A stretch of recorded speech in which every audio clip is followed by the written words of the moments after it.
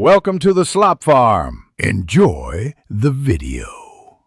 You start by signing into your Microsoft/Bing account and opening Bing Image Creator. This is the only way we'll generate images reliably for Instagram. Once done, choose the Instagram aspect ratio, square, portrait, or 9:16, and set your resolution expectations. Make sure Safe Search is configured for your content. Then type a concise, descriptive prompt that includes style, mood, colors, and composition so the generator knows exactly what you want and why.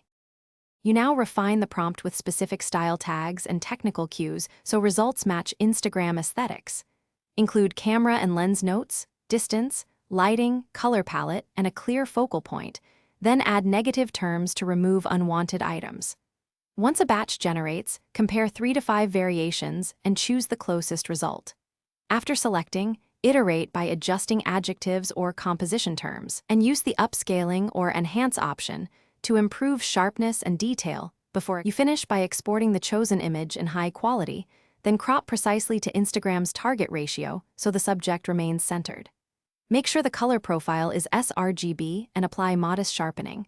Export as PNG or high-quality JPEG and compress to an efficient file size. Upload to Instagram, add captions and hashtags.